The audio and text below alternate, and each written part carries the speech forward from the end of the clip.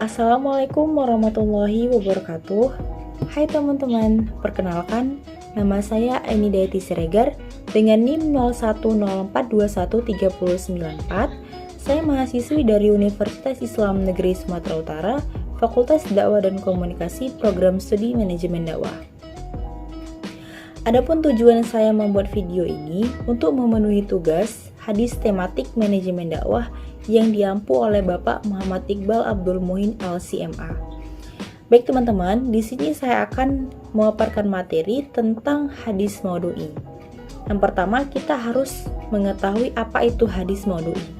Baik, di sini saya akan menjelaskannya. Disimak baik-baik ya. Hadis secara harfiah berarti berbicara perkataan atau percakapan.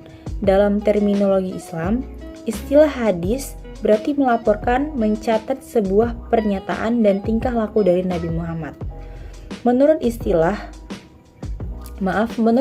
ulama hadis yaitu apa yang diriwayatkan dari Nabi baik berupa perkataan, perbuatan, ketetapannya sifat jasmani atau sifat akhlak berjalan setelah diangkat sebagai nabi dan terkadang juga sebelumnya.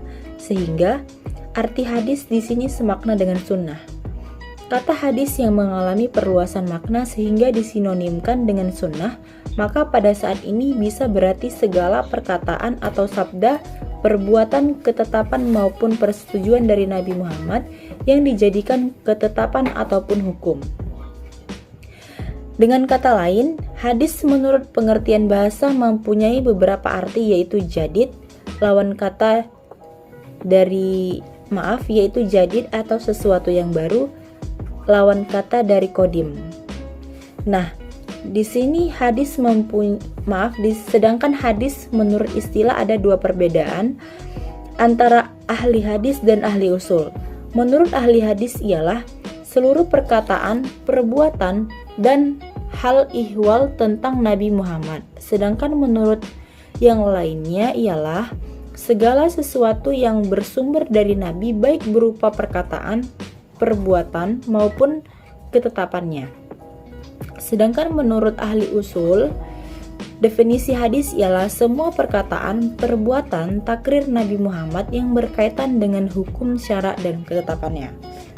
Selanjutnya, ada pengertian hadis menurut para ahli. Yang pertama, menurut Mustafa Muslim, beliau berkata bahwa yang dimaksud dengan hadis maudhu'i adalah mengumpulkan ayat-ayat yang bertebaran dalam Al-Quran atau hadis yang bertebaran dalam kitab-kitab hadis yang berkaitan dengan topik-topik tertentu dan tujuan tertentu, kemudian disusun sesuai dengan sebab-sebab munculnya dan pemahamannya dengan penjelasan, pengkajian, dan penafsiran dalam masalah tertentu. Yang kedua, menurut Al-Farmawi, beliau berkata bahwa hadis maudhu'i adalah mengumpulkan hadis-hadis yang terkait dengan satu topik atau satu tujuan, kemudian disusun sesuai dengan asbab dan pemahaman serta dengan penjelasan, pengungkapan, dan penafsiran tentang masalah tertentu. Yang ketiga, menurut Arifuddin Ahmad, beliau mengatakan bahwa hadis maudhu'i adalah hadis yang berdasarkan tema yang dipermasalahkan baik menyangkut aspek ontologis, epistemologis, dan aksiologisnya, atau salah satu sub dari aspek hadis maudhu'i sebagai salah satu metode tidak hanya berlaku dalam pemahaman Al-Quran melainkan juga dapat diterapkan dalam pemahaman hadis. Selanjutnya ada ciri-ciri hadis tematik atau hadis maudhu'i. Yang pertama itu menghimpun hadis-hadis yang membicarakan satu topik tertentu atau permasalahan tertentu.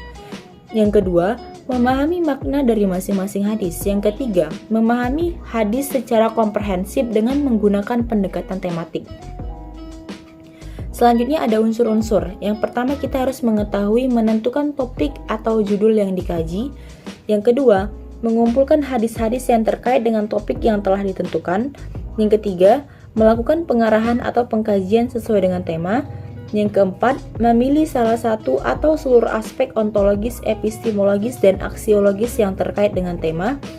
Dan kita juga harus mengetahui langkah-langkah pengkajian dalam hadis ini. Yang pertama, menentukan tema atau masalah yang akan dibahas. Yang kedua, menghimpun atau mengumpulkan hadis-hadis yang terkait dalam satu tema, baik secara lafaz maupun secara makna melalui kegiatan takhrij. Yang ketiga, melakukan kategorisasi berdasarkan kandungan hadis dengan memperhatikan kemungkinan perbedaan peristiwa wujudnya hadis dan perbedaan periwayatan hadis. Yang keempat, melakukan kegiatan iktibar dengan melengkapi seluruh sanad.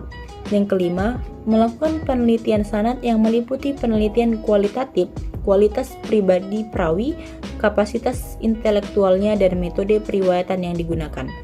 Yang keenam, melakukan penelitian matan yang meliputi kemungkinan adanya kilat dan kejanggalan. Yang ketujuh, mempelajari tentram yang mengandung arti serupa. Yang kedelapan, membandingkan berbagai syarat hadis.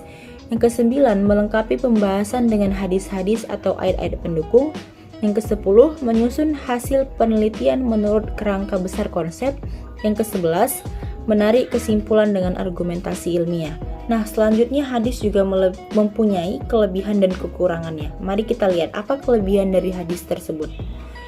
Yang pertama itu, dengan perlibatan semua hadis dalam kasus tertentu, para analisis dengan pendekatan induktif dapat menemukan makna jami'i atau kuli dari sejumlah hadis.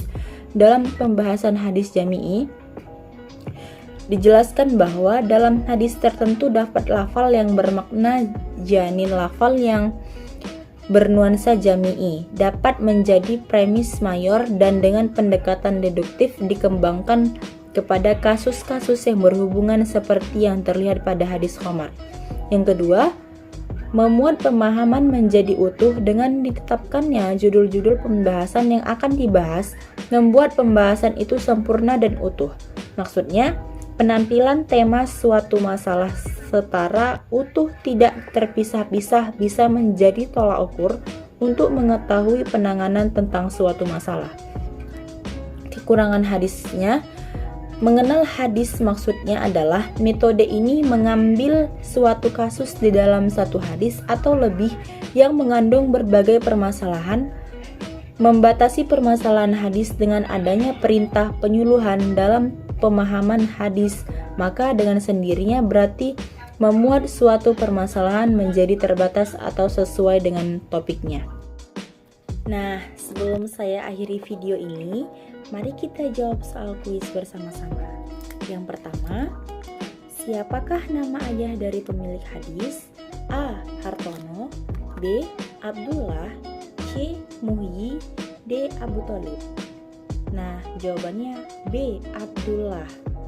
Yang kedua, apakah kelemahan hadis maudu'i? A. Terbatas, B. Tidak terbatas. Nah, jawabannya A. Terbatas. Baik, mungkin sekian materi yang dapat saya sampaikan. Lebih dan kurang saya mohon maaf. Billahi taufiq wal hidayah. Wassalamualaikum warahmatullahi wabarakatuh.